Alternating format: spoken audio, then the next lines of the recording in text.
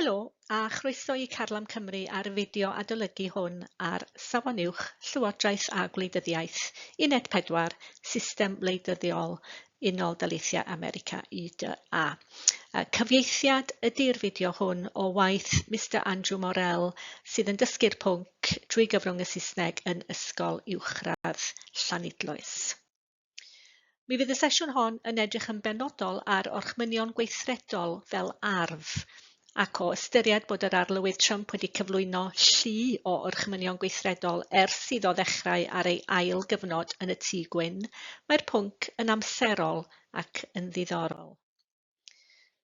Gan edrych ar yr ochr arall a'r cyfyngiadau sy'n cael eu rhoi ar y gorchmynion gweithredol hyn gan y cyfansoddiad, gan y gyngres, gan y llys goruchaf, mi fyddwch yn gweld sut i ddefnyddio gwybodaeth ac i gofio pethau yn llawer haws, fel bod popeth yn glir yn eich pen wrth i chi adolygu ac, yn bwysicach fyth, tra ydych chi'n eistedd yn yr arholiad yn meddwl am sut i ateb y cwestiwn a pha wybodaeth i'w chynnwys ac ati os bydd cwestiwn ar y testun hwn yn codi yn yr arholiad. Felly, y peth cyntaf a'r peth pwysicaf i'w amlinellu ydy pwerau'r arlywydd sydd wedi ei rhestru. Enumerated powers yn Saesneg. Pa bwerau sy'n perthyn i'r arlywydd sydd wedi ei hymgorffori o fewn y cyfansoddiad. Mae'r cyfansoddiad ei hun yn datgan bod gan yr arlywydd gyfres o bwerau wedi ei rhestru, y term technegol am y pwerau a roddir i'r arlywydd, sydd wedi cael ei hamlinellu yn erthygl 2 y cyfansoddiad. Mae erthygl 2 yn datgan yn glir bod gan yr arlywydd nifer o bwerau mawr, a'r cyntaf ohonyn nhw ydy'r gallu i gymeradwyo neu ddefnyddio veto ar gyfer mesurau ac addunedau, bills and resolutions, sy'n cael eu pasio gan y gyngres. Mae'r cymeradwyo yn weddol ddiniwed, ond mae defnyddio veto yn llawer mwy dadleuol. Mae'r gallu i ddweud na i ddeddf neu gyfraith yn llawer mwy dadleuol ac a'r potensial i ddangos pŵer unigol yr arlywydd yn hytrach na phŵer y gyngres ar y cyd. Mae gan yr arlywydd hefyd bŵer wedi'i restru trwy adran y trysorlus i sgwennu sieciau yn dilyn deddf yn cael ei atal, mwyn helpu i ariannu prosiectau canolog. Mae rhaid iddyn nhw hefyd yn dilyn llw swyddogaeth, warchod, diogelu ac amddiffyn cyfansoddiad UDA. Mae'r cyfrifoldeb am hyn yn disgyn ar eu hysgwyddiau nhw, ac mae hyn yn dilyn ymlaen yn rhwydd i'r un nesaf sydd yn y rhestr, sydd yn ymwneud â gweithredu fel pencadfridog lluoedd arfog UDA, a'r milisia neu gartreflu corff milwrol sy'n cynnwys dinasyddion nad ydynt yn filwyr proffesiynol, pan fo galw i wasanaethu. Rhywbeth sy'n cyfeirio nôl at oes a fu, ac sy'n ein hatgoffa bod y cyfansoddiad wedi cael ei sgwennu yn y 19fed ganrif, gan nad ydy'r milisia yn bodoli rhagor. Yn ogystal â hynny, mae gan yr arlywydd y pŵer i atal cosb a chynnig gras am droseddau yn erbyn UDA yn rhan o'r pwerau wedi ei rhestru, heblaw am mewn achosion o uchelgyhuddo, impeachment. Mi welson ni'r arlywydd Biden yn cynnig gras i bobl gan gynnwys ei fab ei hun. Mae gan yr arlywydd y pŵer i wneud cytuniadau, gyda chyngor a chaniatâd y gyngres. Felly, gyda'r pŵer cyntaf, yn y rhestr gall y gyngres greu cyfreithiau neu ddeddfau gyda chyngor a chaniatâd yr arlywydd, a wedyn y ffordd arall yn achos creu cytuniadau, lle gall yr arlywydd wneud cytuniadau gyda chyngor a chaniatâd y gyngres. Felly, mae'r gwaith yn cydgysylltu. Mae gan yr arlywydd y pŵer i enwebu llys genhadon a swyddogion eraill gyda chyngor a chaniatâd y gyngres eto.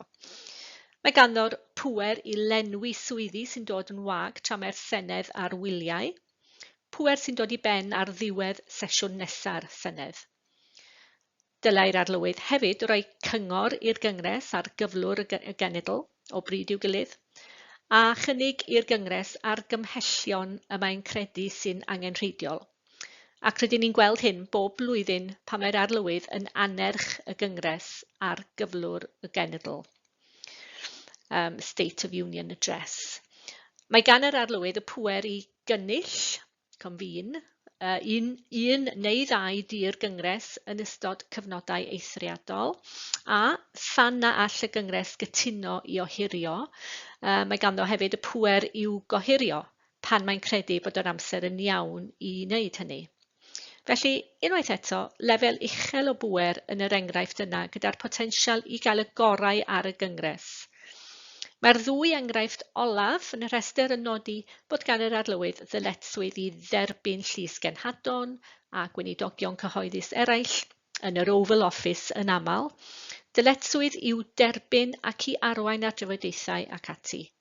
Ac yn olaf, dyletswydd i sicrhau bod cyfreithiau'n cael eu cyflawni'n gywir. Felly, dyma'r pwerau sy'n perthyn i'r arlywydd, fel sydd wedi ei nodi yn y cyfansoddiad.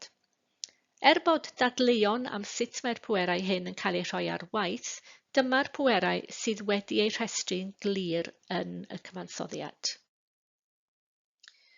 Swyddogaeth ychwanegol sydd heb ei gosod allan yn y cyfansoddiad, ond sydd wedi chynnwys fel pŵer wedi ei restru ac sy'n cael ei gweld fel pŵer, y dylid ei disgrifio fel swyddogaeth, ydy gallu'r arlywydd i gyhoeddi gorchmynion gweithredol.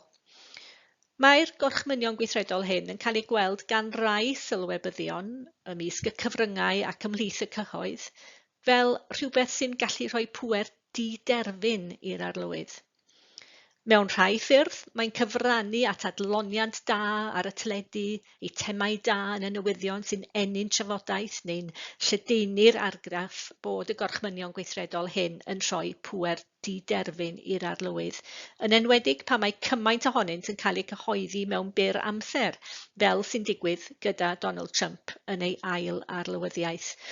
Ond, ydy hynny'n wir go iawn? Wel, mae sail dda i hynny. Mi gyhoeddodd yr arlywydd Franklin D. Roosevelt, a oedd yn arlywydd yn ystod yr Ail Ryfel Byd, neu'r dirwasgiad ac i mewn i gyfnod yr Ail Ryfel Byd, cyfanswm o 2,552 o orchmynion gweithredol yn ystod 12 mlynedd ei arlywyddiaeth. Yn amlwg, roedd arlywyddiaeth Roosevelt yn hirach na rhai arlywyddion eraill gan gynnwys Trump, ond roedd hynny yn 307 o orchmynion y flwyddyn ar gyfartaledd, mwy nag unrhyw arlywydd ers iddyn nhw ddechrau ei rhifo yn 1900. Cafodd llawer o'r gorchmynion hyn gan Roosevelt eu pasio wrth iddo yrru ymdrech yr Ail Ryfel Byd, felly roedd sail dda iddyn nhw. Roedden nhw'n cael eu derbyn oherwydd natur y cynnwys a'r ffaith bod rhyfel ymlaen. Ond achosodd rhai o'r gorchmynion hyn i newidiadau mawr gael eu gwneud. Enghraifft, llwyddodd gorchymyn gweithredol 8852 i wahardd arferion recriwtio gwahaniaethol y newidiant amddiffyn UDA. Felly, o ran effeithiau hir dymor ac y tu hwnt i gyfnod y rhyfel, cafodd gorchmynion gweithredol fel hyn effaith aruthrol yn yr hir dymor, ac roedd yr un yma, 8852, yn gam enfawr yn hanes hawliau sifil yn America. Felly, ar yr un llaw, roedd hi'n bosib cyfiawnhau y gorchmynion gweithredol yng nghyfnod y rhyfel oherwydd yr angen i sicrhau bod America'n barod am y rhyfel, gan ddefnyddio cyfleusterau'r wlad i ennill y rhyfel, ond yn yr un modd, roedd rhai ohonynt yn cael effaith bellgyrhaeddol. Yn fwy diweddar, mae'r arlywydd Donald Trump wedi llofnodi dipyn o orchmynion gweithredol ers dechrau ar ei ail gyfnod fel arlywydd. O gymharu â llawer o arlywyddion eraill yn ei dyddiau cyntaf yn yr arlywyddiaeth, mae'r nifer wedi bod yn ddigon sylweddol, 83 yn y 50 diwrnod cyntaf enghraifft.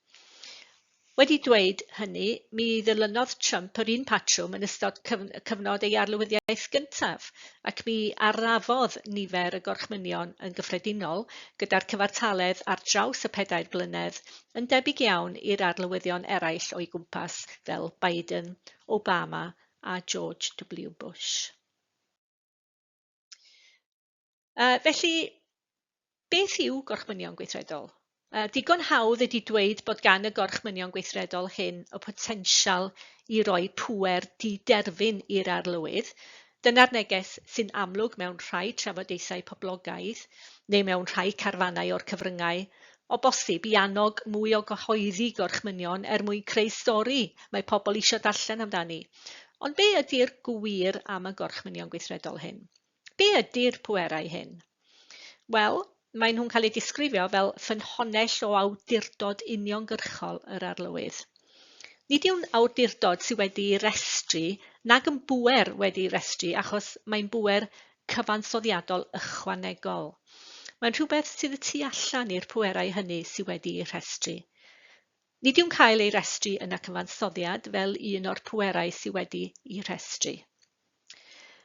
Prif nodweddion y gorchmynion gweithredol hyn yw'r ffaith ei bod yn ddogfennau swyddogol sy'n cael eu cyhoeddi gan gangen lywodraethol y Llywodraeth Ffederal, ac nid gan y cynulliad na'r farnwriaeth wladol, ac felly maen nhw'n dod gyda'r awdurdod hwnnw. Mae gynnyn nhw rym y gyfraith. Nid cyfreithiau neu ddeddfau ydyn nhw, gan nad ydynt yn cael eu pasio ac nid ydynt yn ddeddfau'r gyngres, ond mae gynnyn nhw rym y gyfraith. Mae gynnyn nhw'r gallu i gyfarwyddo ac i'w gwneud yn ofynnol bod adrannau ffederal, asiantau a swyddogion yn cymryd camau penodol yn symud i ryw gyfeiriad arbennig ac i flaenoriaethu neu i beidio â blaenoriaethu pethau penodol, fel y gwelwn ni'n hwyrach. Ac os ydyn ni'n gofyn a ydy'r rhain yn bwerau di-derfyn, ydy'r rhain yn rhywbeth y gall yr arlywydd ei defnyddio heb feirniadaeth? Wel, yr ateb i hyn ydy nad oes angen cymeradwyaeth gan y gyngres. Os ydych chi'n dilyn y newyddion yn gynharach eleni ar gyfres o orchmynion gweithredol a gyhoeddwyd neu a lofnodwyd gan yr arlywydd Donald Trump yn ei ail arlywyddiaeth, mi fyddech chi wedi gweld ei fod wedi sôn am un o'r gorchmynion hyn yn ei anerchiad ar gyflwr y genedl, State of the Union Address, yr un am ailenwi'r parc cenedlaethol. Ond nid oedd angen caniatâd y gyngres arno. Doedd dim angen cymeradwyaeth gan y gyngres mwyn rhoi'r gorchmynion gweithredol ar waith. Felly, be am i ni edrych ar rai enghreifftiau penodol? Mi welon ni gyda 8852 yn gynharach o dan Franklin D. Roosevelt, y gorchymyn gweithredol a oedd yn gwahardd gwahaniaethu ar sail hil, cred a tharddiad genedlaethol yn y diwydiant amddiffyn. Pa orchmynion gweithredol eraill sydd wedi bod yn llwyddiannus?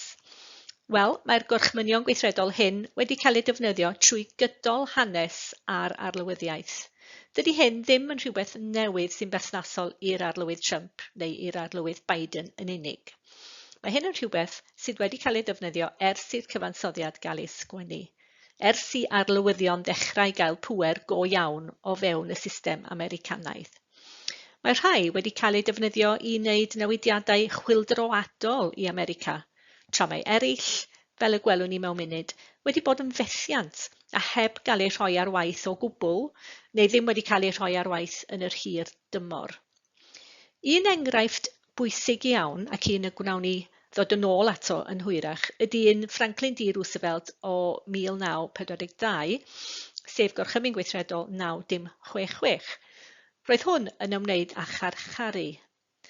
Yn dilyn yr ymosodiad ar Pearl Harbor yn 1941, cyhoeddodd Roosevelt yn rhan o'i gynllun i wella ymdrech y rhyfel, fel wnaethon ni weld yn gynharach, cyfres o orchmynion gweithredol gan gynnwys 966 a gyflwynwyd i garcharu mwy na 100,000 o bobl Japaneaidd Americanaidd a mewnfudwyr Japaneaidd.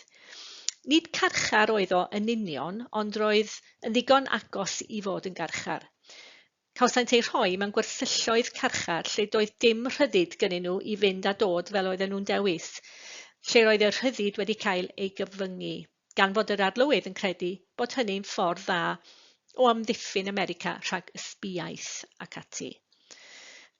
Enghraifft arall sy'n cael ei ystyried yn un sydd wedi cael effaith fawr iawn o safbwynt hawliau sifil, ydy'r un a gyhoeddodd neu a lofnododd Harry S. Truman yr arlywydd yn dilyn Franklin D. Roosevelt.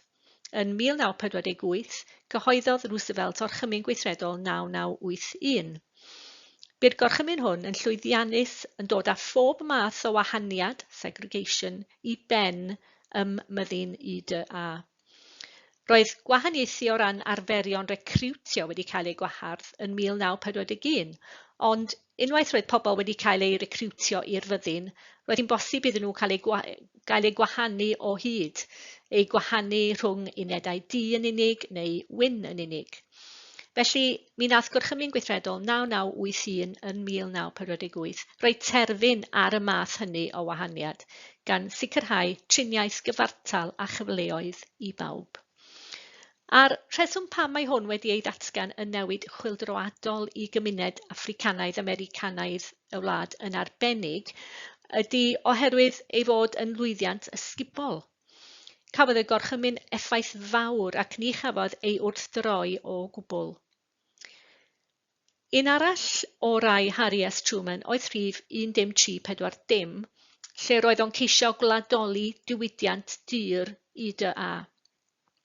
Tra bu hyn yn derfyn ar y bygythiad o streiciau, cafodd cwestiwn cyfansoddiadol pwysig ei godi ynghylch gorchmynion gweithredol a phwerau gweithredol, a mi fyddwn yn dod yn ôl at hwn mewn ychydig. Enghraifft arall sydd o ddiddordeb arbennig ar hyn o bryd o ystyried y gorchmynion gweithredol y mae'r arlywydd Donald Trump wedi ei llofnodi ydy un Bill Clinton, sef rhif 13166. Roedd y gorchymyn hwn a gyflwynwyd yn y flwyddyn 2000 yn ei wneud yn ofynnol bod asiantaethau ffederal yn ystyried darparu gwasanaethau mewn ieithoedd heblaw am Saesneg, lle roedd pobl o darddiad genedlaethol wahanol yn profi gwaharddiad oherwydd eu tarddiad genedlaethol a'i diffyg gafael ar yr iaith Saesneg. Mi welwn ni yn hwyrach yn y cyflwyniad hwn sut y gall gorchymyn gweithredol hwyrach dan seilio pŵer ac effeithiolrwydd gorchymyn blaenorol mewn un y mae Donald Trump wedi ei gyflwyno, neu ei lofnodi i ddefnyddio'r term ffurfiol ers mis Ionawr. Enghraifft arall ydy un a lofnodwyd gan George W. Bush yn 2001, sef rhif 133228. Cafodd swyddfa diogelwch y mamwlad ei sefydlu a arweiniodd wedyn at ddatblygu adran diogelwch y mamwlad.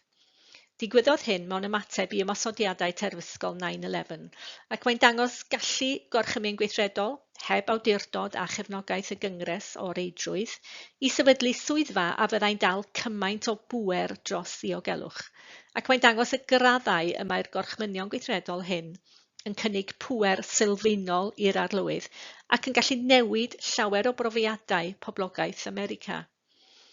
O ganlyniad i hyn, mae Llywodraeth Ffederal yn ymwneud â materion diogelwch llawer mwy nag oedd y sefyllfa cyn hynny, ac yn cael llawer mwy o ymyrraeth potensial ym mywydau pobl a ystyrir yn risg i'r Llywodraeth Ffederal ac i bobl America. Enghraifft arall y byddwn yn edrych arno mewn mwy o fanylder wedyn ac un na fi'n llwyddiannus ydy gorchymyn gweithredol yr arlywydd Obama yn 2009, sef rhif 13492, a oedd yn orchymyn i gau bai Guantanamo yng Cuba, gyda'r nod o gau'r ganolfan o fewn blwyddyn. Byddwn yn gweld mewn munud sut bu cyfyngu ar bŵer y gyngres gan yr arlywydd gyda'r gorchymyn gweithredol hwn, ond, hynny, mae'n enghraifft o rhywbeth roedd gan yr arlywydd y gallu i'w wneud, neu rhywbeth roedd o'n credu bod ganddo'r gallu i'w wneud o leia. O ran enghreifftiau mwy cyfoes, efallai welwch chi y rhain ar y newyddion yn ystod 50 diwrnod cyntaf arlywyddiaeth Donald Trump. Ar y 20 o Ionawr, bu bwrlwm a llu o'r chmynion gweithredol. Un oedd rhif 14151 a oedd yn ymwneud â rhoi terfyn ar raglenni amrywiaeth cydraddoldeb a chynhwysiant radical a gwastraffus y Llywodraeth. Ac roedd un arall ar yr un diwrnod i dynnu UDA allan o sefydliad iechyd y byd. Felly'r ddau hwn yn tynnu sylw at ymdrechion sylweddol i fachu pŵer neu wneud newidiadau mawr. Cam unochrog o dynnu America allan o sefydliad iechyd y byd, ac eto'n unochrog unilateral felly, diddymur rhaglenni a oedd wedi agor swyddi'r Llywodraeth Ffederal i bobl o gefndiroedd a oedd wedi cael hi'n anodd i gael swyddi yn y Llywodraeth yn flaenorol. Y diwrnod nesaf, yn rhan o gyfres o orchmynion gweithredol, gwelwyd 1468 am ddiffyn menywod rhag eithafiaeth ideoleg rhyw ac adfer gwirionedd biolegol i'r Llywodraeth Ffederal. Fel prif weithredwr y Llywodraeth Ffederal, dim ond y gallu i gymhwyso hyn i'r Llywodraeth Ffederal sydd gan yr arlywydd Donald Trump, ond hynny, mae'r Llywodraeth Ffederal yn ymestyn ar draws America ac mae ganddo ddylanwad mewn llawer o lywodraethau'r taleithiau hefyd. Un arall y byddwn ni'n dod yn ôl ato o ran edrych ar allu'r llys goruchaf i gyfyngu ar bwerau'r arlywydd oedd gorchymyn gweithredol 1469 sydd yn ymwneud ag ail-asesu a newid polisi cymorth dramor UDA, neu cymorth UD, US Aid, fel y byddwch chi wedi clywed pobl yn ei alw yn y cyfryngau. Wedyn, ar y 3 o Chwefror, bu cyfres arall o orchmynion gweithredol. Un o'r rhain oedd 1497 ynglyn â cynnydd ar y sefyllfa ar ein ffin ogleddol. Felly, yr arlywydd Trump yn defnyddio gorchymyn gweithredol i gael dylanwad ar ddiogelwch ffiniau, yn enwedig mewn perthynas ar ffin ogleddol a'r symud cyffuriau tybiedig o Ganada i America. Wedyn, ar y 1af o Fawrth, bu enghraifft dda arall o orchymyn gweithredol. Dynodi Saesneg fel iaith swyddogol UDA, yr unig iaith i gael ei defnyddio yn y Llywodraeth Ffederal. Un a oedd yn mynd yn gwbl groes i orchymyn gweithredol yr arlywydd Clinton yn y flwyddyn 2000 ac yn taflu hwnnw allan.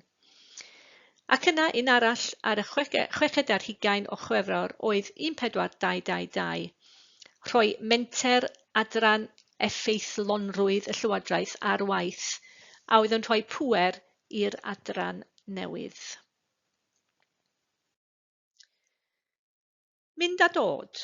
Wel, mae'r gorchmynion gweithredol hyn yn cael ei llofnodi gan yr arlywydd heb yr un broses briodol, due process, heb yr un gwiriadau a'r hyn sy'n digwydd gyda deddfau'r gyngres. Felly, a ydy'r gorchmynion gweithredol hyn yr un mor hawdd i'w diddymu ac ydyn nhw i'w cyflwyno? Wel, yn yr un modd ag y mae gorchmynion gweithredol yn hawdd i'w creu, gall yr arlywyddion sy'n dilyn ei diddymu yr un mor hawdd. Enghraifft, cafodd gorchymyn 1366 a lofnodwyd gan yr arlywydd Clinton yn y flwyddyn 2000, a oedd yn caniatáu i asiantaethau ffederal ddefnyddio ieithoedd heblaw Saesneg ar gyfer eu gwasanaethau, ei ddiddymu gan orchymyn 1424 yr arlywydd Trump yn ystod dyddiau cyntaf ei arlywyddiaeth. Felly, yn eich siart ar un o'r sleidiau cynharach, mi fyddwch chi wedi ychwanegu y gorchmynion gweithredol sy'n hybu pŵer yr arlywydd, ac mae bron popeth rydyn ni wedi ei weld hyd yma yn enghraifft o'r hyn y mae'r arlywydd wedi gallu gwneud ar gyfer yr hir dymor, newid hanesyddol o ganlyniad i awdurdod uniongyrchol. Erbyn hyn, rydyn ni'n dechrau gweld pethau y gellir eich ychwanegu i'r golofn arall, y golofn ochr dde, pethau sy'n cyfyngu ar bŵer y gorchmynion gweithredol hyn. Gallant gael ei diddymu'n hawdd gan yr arlywyddion nesaf. Maen nhw'n llawer haws i'w diddymu nag unrhyw un o ddeddfau'r gyngres. Yn fwyaf arwyddocaol, mae'r gorchmynion gweithredol ynghylch y polisi Dinas Mecsico honedig yn dangos natur fyrhoedlog gorchmynion gweithredol. Mae hwn yn bolisi sydd yn dipyn o flip-flop. Hynny yw, un sydd wedi cael ei gyflwyno a wedyn ei daflu allan, ac felly yn ôl ac ymlaen sy'n dangos sut mae gorchmynion gweithredol yn gallu cael ei newid neu ei canslo mor hawdd ac y mae nhw'n gallu cael ei cyflwyno. Wedyn, yn y flwyddyn 1984, llofnododd yr arlywydd Reagan orchymyn gweithredol a oedd yn gwahardd cyllid ffederal rhag mynd i glinigau cynllunio teulu a oedd yn rhoi gwybodaeth i gleientiaid am erthyliad. Abortion, felly. Doedd dim un clinig ffederal cynllunio teulu'n derbyn cyllid os oedden nhw'n cynnig cyngor i bobl ar erthyliad. ond o fewn dyddiau cyntaf ei arlywyddiaeth yn 1993, diddymodd bil Clinton y gorchymyn hwn. Mi nath o ail sefydlu'r cyllid ffederal i'r clinigau cynllunio teulu a oedd yn rhoi cyngor ar erthyliad. Yna, yn Ionawr 2001, ail sefydlodd George W. Bush y gorchymyn. Wedyn, o dan yr arlywydd Obama, cafodd ei ddiddymu, ac yna ei ail sefydlu eto gan Trump, cyn cael ei ddiddymu drachefn gan Biden. Felly mae hynny'n enghraifft da o sut gall y gorchmynion gweithredol hyn gael eu tanseilio'n gyflym iawn gan arlywydd newydd sydd â safbwyntiau gwleidyddol gwahanol, neu un sydd â gwerthoedd gwahanol. Gan mai dewis un person ydy'r gorchmynion hyn yn hytrach na'r gyngres yn ei chyfanrwydd, gellir ei diddymu a'i hail sefydlu'n hawdd iawn, ac mae hyn wedi arwain at y gorchmynion hyn yn cael ei disgrifio gan rai fel pethau byrhoedlog dros dro. Mae hyn yn dangos mor hawdd ydy hi i'r gorchmynion hyn gael ei gwrthdroi a'i diddymu gan yr arlywyddion sy'n dod nesaf. Felly, beth am barhau i ychwanegu at y golofn yn y siart T am sut mae'r gorchmynion gweithredol hyn yn gyfyngedig? Da ni wedi gweld yr arlywydd o ran ei bwerau sydd wedi rhestru yn cael ei gyfyngu gan y gyngres. Hyd yn oed y pwerau wedi rhestru a benir gan y cyfansoddiad sydd yn rhestru'r pwerau sy'n perthyn i'r arlywydd. Felly, yn y ddwy enghraifft gyda'r cylch melyn ar y sleid, y pwer i wneud cytuniadau gyda chyngor a chaniatâd y gyngres, enghraifft. Mae'r ffaith bod rhaid i'r gyngres roi caniatâd yn dangos yn glir bod yr arlywydd yn cael ei gyfyngu. Yn yr un modd, y pwer i enwebu llys genhadon a swyddogion eraill. Mae'r ffaith bod rhaid iddo gael caniatâd unwaith eto'n dangos cyfyngiad ysgrifenedig clir ar bwer yr arlywydd. Ond, a ydy'r gyngres yn gallu ymestyn y cyfyngiad hwnnw i orchmynion gweithredol sydd, fel da ni wedi gweld, yn bwer anghyfansoddiadol, yn bwer allgyfansoddiadol? Wel, yn aml, mae arlywyddion yn troi at orchmynion gweithredol oherwydd rhwystredigaeth gyda'r dagfa bleidiol ar y bryn, a'r ffaith bod democratiaid neu weriniaethwyr ddim yn gallu cytuno gyda'r arlywydd, yn enwedig os ydy'r gyngres yn cael ei dominyddu gan blaid wahanol i un yr arlywydd. Ond, a ydy hi'n bosib i'r gyngres ar y bryn gyfyngu'r awdurdod hwn sydd heb ei restru ac sy'n allgyfansoddiadol? Mae'n bwysig i wybod nad ydy gorchmynion gweithredol yn ddeddfwriaeth ac y gall deddfwriaeth ei disodli. Os ydy'r gyngres yn creu deddfwriaeth, yna mae hynny'n bwysicach ac yn cymryd blaenoriaeth dros orchymyn gweithredol. Cafodd y cyfansoddiad ei ysgrifennu mewn ffordd a fyddai'n sicrhau bod yr arlywydd a'r gyngres yn rhannu pŵer mewn modd gyfartal, ac felly mae'r cydbwysedd hwn rhwng y gweithrediad, executive, ac felly mae sicrhau'r cydbwysedd hwnnw yn chwarae rhan yn y cyfyngiadau a roddir ar orchmynion gweithredol hefyd. Yn ogystal â hynny, gan bod etholiadau'r gyngres yn digwydd yn fwy aml na rhai'r arlywyddiaeth, mae'r gyngres yn dadlau bod gennyn nhw fwy o mandate i gyfarwyddo'r Llywodraeth Ffederal. Y gellir amau hynny o ran beth sy'n digwydd yn UDA ar hyn o bryd, a'r ffaith bod yr arlywydd Donald Trump wedi ennill y bleidlais boblogaidd llai na blwyddyn yn ôl. Ar ben hynny, ar adeg pa mae gan Trump fwyafrif yn y Senedd a'r tŷ, sut all yr arlywydd gyfiawnhau defnyddio gorchmynion gweithredol i osgoi tagfa Washington? Neu ydy hyn yn awgrymu bod yr arlywydd yn ystyried y gorchmynion gweithredol hyn yn rhan o'i bwerau ei hun i greu deddfau neu gyfraith ac i roi ei bolisïau personol ei hun ar waith heb gael ei gyfyngu gan y rheini yn y Senedd a thir cynrychiolwyr a fyddai'n dymuno cyfyngu arno. Un enghraifft a welson ni'n gynharach wrth edrych ar yr enghreifftiau o orchmynion gweithredol hanesyddol oedd un a lofnodwyd yn 2009 gan Barack Obama i gau bai Guantanamo, Gorchymyn Gweithredol 13492. Mi ddwedon ni nad oedd y gorchymyn yn llwyddiannus. Wel, y rheswm am hynny oedd pŵer y gyngres i gyfyngu ar y gorchmynion gweithredol hyn. Felly, mae hwn yn enghraifft da iawn ar gyfer colofn ochr dde y siart T, o ran y pethau sy'n cyfyngu ar bwerau'r arlywydd ar y gorchmynion gweithredol hyn. Fel datganiad polisi, roedd Gorchymyn Gweithredol 13492 yn dangos bwriad Barack Obama i lacio rhai o fesurau'r rhyfel yn erbyn terfysgaeth yn dilyn ymosodiadau 9/11 a gyflwynwyd gan yr arlywydd George W. Bush a ystyriwyd i fod yn ormodol.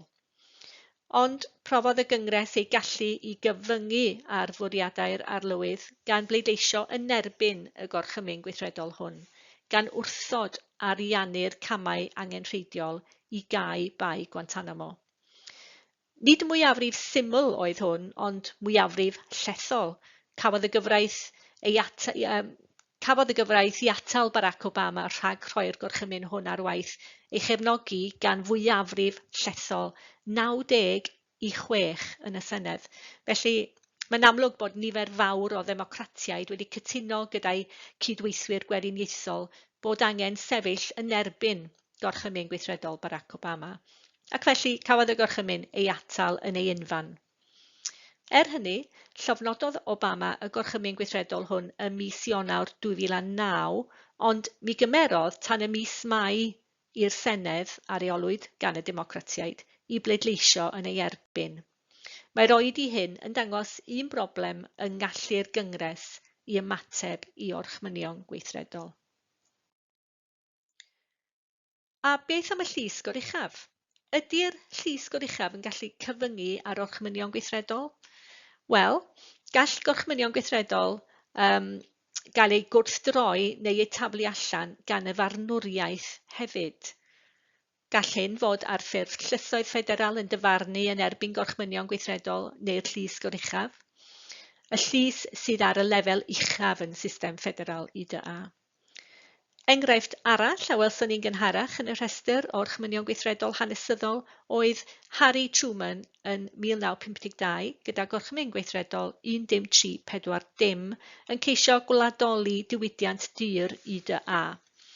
Rhesymeg Truman oedd y byddai gwladoli'r diwydiant yn rhoi terfyn ar y bygythiad o gynnal streiciau, ond fel y gwelwyd yn gynharach, cafodd cwestiynau difrifol eu codi ynghylch ei bŵer gweithredol, ac am bŵer gweithredol yn gyffredinol, ac felly cafodd yr achos ei gymryd i'r llys goruchaf gan Youngstown Sheet and Tube Company. Dyfarnodd y llys goruchaf bod yr estyniad hwn i'r pwerau arlywyddol yn anghyfansoddiadol, a'i fod yn sefyll yn erbyn y cyfansoddiad. Yn ei barn nhw, roedd yr arlywydd yn ceisio gweithredu y tu hwnt i'r pŵer a roddwyd iddo gan y cyfansoddiad, ac felly o ganlyniad i hyn, llwyddodd y llys goruchaf i daflu allan ac atal y gorchymyn gweithredol hwn. Roedd hwn yn arwydd clir nad ydy'r gorchmynion gweithredol hyn yn rhoi'r gallu i arlywyddion wneud beth bynnag ymynan nhw a chael ei ffordd ei hun bob tro. Felly, unwaith eto, mae hwn yn esiampl dda i'w ychwanegu at ochr dde y siart T, o sut y gall y llys goruchaf gyfyngu ar orchmynion gweithredol. Mae llysoedd yn dyfarnu yn erbyn gorchmynion gweithredol nid dim ond ar sail diffyg awdurdod gan yr arlywydd i'w cyhoeddi neu i'w llofnodi, ond hefyd lle by'r llys goruchaf o'r farn bod sylwedd neu gynnwys y gorchmyn yn anghyfansoddiadol. Mae ychydig o amwysedd yma. Ydy hyn yn golygu bod yr arlywydd yn diffyg awdurdod i'w cyhoeddi neu i'w llofnodi, neu ai'r broblem ydy bod yr hyn sydd yn y gorchymyn yn anghyfansoddiadol. Ydy'r gorchymyn yn amharu ar hawliau cyfansoddiadol pobl America? Mewn rhai achosion, nid y gorchymyn gweithredol ei hun sy'n cael ei herio yn y llys, ond yn hytrach y modd y mae'r gorchymyn yn cael ei ddehongli gan swyddogion y gangen lywodraethol. Eto, dipyn o amwysedd yma hefyd, nid y ffaith bod y llys goruchaf yn dyfarnu bod y gorchymyn gweithredol yn anghyfansoddiadol yw'r peth pwysig. a bod y gorchymyn yn mynd y tu hwnt i bwer yr arlywydd.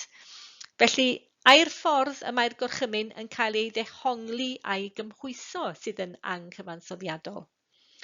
Mae gan y llys goruchaf sawl ffordd o gyfyngu ar orchmynion gweithredol. Nid yn unig mater o pa un y mae'r gorchymyn gweithredol yn anghyfansoddiadol, yn y lle cyntaf yw'r mater, pa un ei fod wedi mynd y tu hwnt i bwer yr arlywydd, ond pa un a bod y ffordd y mae'n cael ei roi ar waith yn anghyfansoddiadol.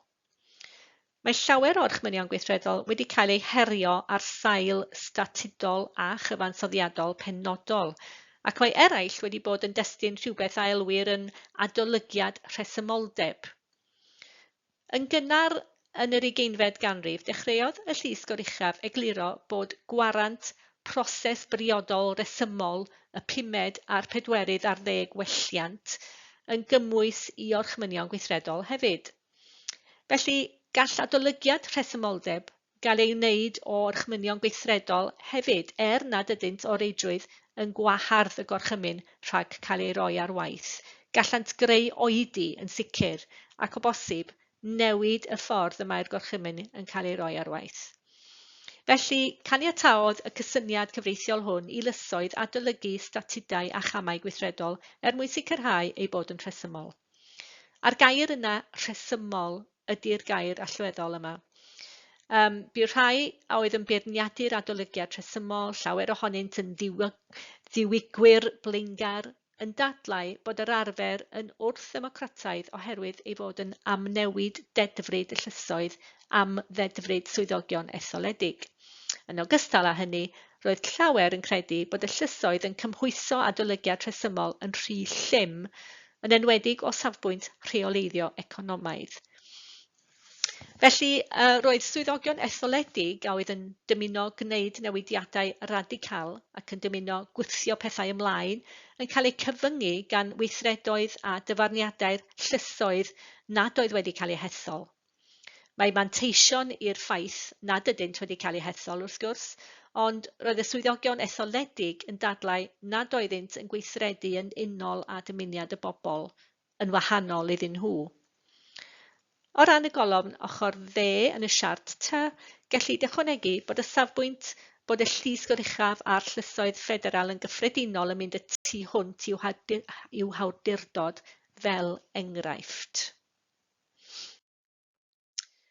Un enghraifft lle nath y llys goruchaf archwilio'r gorchmynion gweithredol hyn a chefnogi'r arlywydd ydy rhif 9066 y gwnaethon ni weld yn gynharach, un Franklin D. Roosevelt o 1942, sef yr un i garcharu pobl Japaneaidd Americanaidd a mewnfudwyr Japaneaidd mewn gwersylloedd carchar fel amddiffyniad yn erbyn y sbiaeth ac ati. Cafodd y gorchymyn ei herio gan lawer o'r gymuned Japaneaidd, gyda'r heriau hynny'n ffocysu ar natur anghyfansoddiadol y gorchymyn, y ffaith ei fod wedi cyfyngu ar ei rhyddid oherwydd bod rhaid iddyn nhw aros yn y gwersylloedd.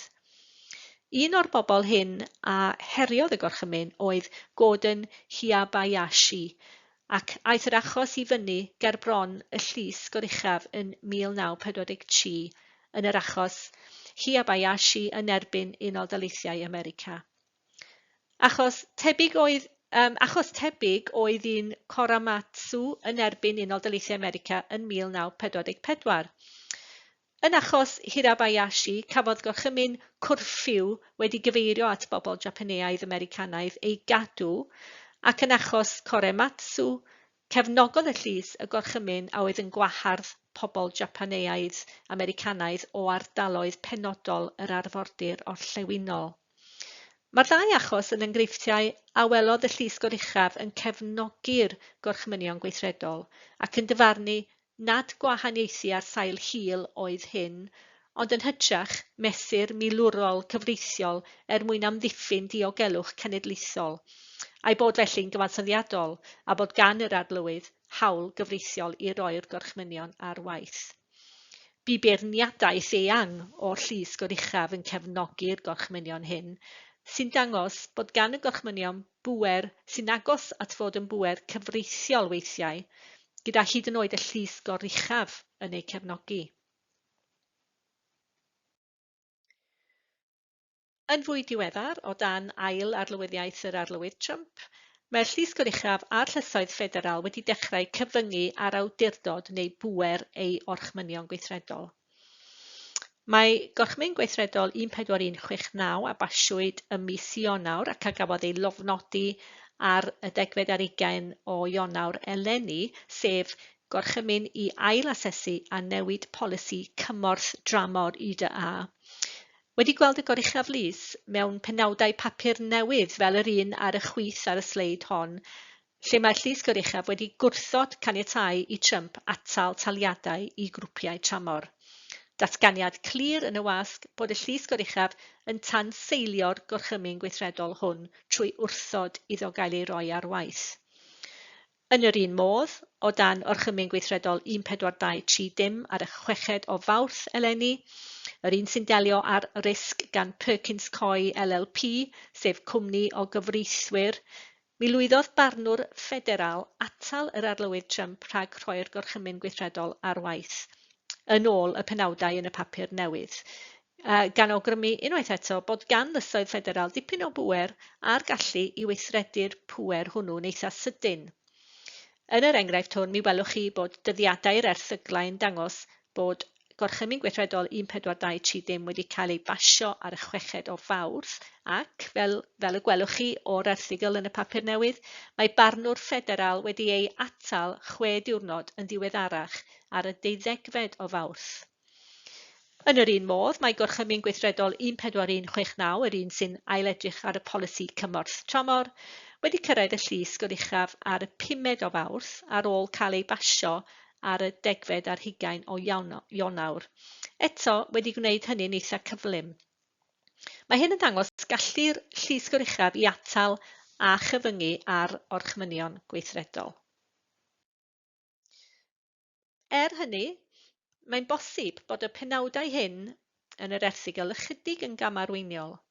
Yn achos y goruchaf lys, roedd y penderfyniad yn un 5 i 4, felly ddim yn un unfrydol, ond yn benderfyniad rhanedig gyda'r goruchaf lys yn cytuno â gorchymyn islys ffederal bod rhaid i'r Llywodraeth dalu cyflenwyr cymorth am werth 2 filiwn o bunnoedd o waith sydd wedi cael ei gyflawni yn barod. Felly, nid o reidrwydd yn cyfyngu ar ei allu i dorri cymorth yn y dyfodol, ond yn sicrhau bod gwaith wedi ei gyflawni yn barod yn cael ei dalu amdano. Felly mae'r llys yn cyfyngu'r gorchymyn o ran y gorffennol yn unig ac yn gwneud hynny o drwch blewyn. Felly, nid yw'n datganiad mawr gan y goruchaf lys bod bwriad i gyfyngu ar bŵer y gorchymyn gweithredol yn fwy cyffredinol. Yn yr un modd, mae'r gorchymyn yn erbyn y cwmni cyfreithiol, gorchymyn iasol, chilling, fel mae'r barnwr yn ei ddisgrifio. Wel, mae'r pennawd yn awgrymu mae dim ond un barnwr ffederal ac nid y llys goruchaf sydd wedi rhoi'r gorchymyn hwn ar waith, a hynny'n gyflym iawn, 6 diwrnod yn hwyrach, ond dim ond un barnwr ffederal ydy hyn, ac felly gallai ei anfon i fyny y llys goruchaf arwain at dynnu nôl o'r penderfyniad cynharach. Ac mae'n bosib y byddai'r llys goruchaf yn enwedig oherwydd y gogwydd ceidwadol o dan arlywydd Donald Trump yn cytuno gyda'r gorchymyn gweithredol hwn. Mae'n bosib y byddai'n gwrthdroi'r penderfyniad. Mae'r penderfyniad yn egluro bod y gorchymyn gweithredol yn sefyll yn erbyn y 5 a'r 6 gwelliant, amendment. Dyna resymeg y barnwr. Felly mae'n awgrymu wrth y barnwr ffederal y gallai fod â chymhelliad gwleidyddol a'i fod yn ceisio codi ofn ar dwrneuod sy'n cynrychioli cleientiaid sydd â buddiannau sy'n groes i'r air arlywydd. Felly mae'n ddigon posib y byddai'r llys goruchaf yn gwrthdroi penderfyniad yr islys ffederal. Ond mae'r ffaith bod y rhesymeg wedi seilio ar y ffaith ei bod yn sefyll yn erbyn y 5 a'r 6 gwelliant ac yn un sydd â chymhelliad gwleidyddol yn golygu y gallai'r llys goruchaf gytuno â phenderfyniad y llys ffederal a gyda hynny gyfyngu ar bŵer yr arlywydd a'i orchmynion gweithredol. Felly, fel dwi wedi deud, defnyddiwch y wybodaeth hon Rhowch wybodaeth yn y siart T ar un ochr y gorchmynion gweithredol sy'n hybu pŵer yr arlywydd ar yr ochr chwith, a wedyn ar yr ochr arall, ar yr ochr dde, y cyfyngiadau a osodir ar orchmynion gweithredol sydd yn cyfyngu pŵer yr arlywydd. Enghraifft, y gallu sydd gan arlywyddion eraill i ddiddymu gorchmynion gweithredol, a gallu'r gyngres a'r llysgwr uchaf hefyd i gyfyngu ar y gorchmynion gweithredol. Reit, felly i orffen, beth am weld faint ydych chi'n cofio trwy drio'r cwis hwn? Sganiwch y cod QR gyda'ch ffôn neu rhowch y cyfeiriad ar waelod y sleid yn eich porwr. Pob lwc! Felly, diolch yn fawr am wrando. Gobeithio bod y sesiwn hon wedi bod yn ddefnyddiol i chi. Cofiwch wylio'r fideos adolygu Carlam Cymru sydd ar gael yn y pynciau eraill rydych chi'n eu hastudio. A'r unig beth arall i ddeud ydy pob lwc gyda'r adolygu a gyda'r arholiadau. Hwyl fawr.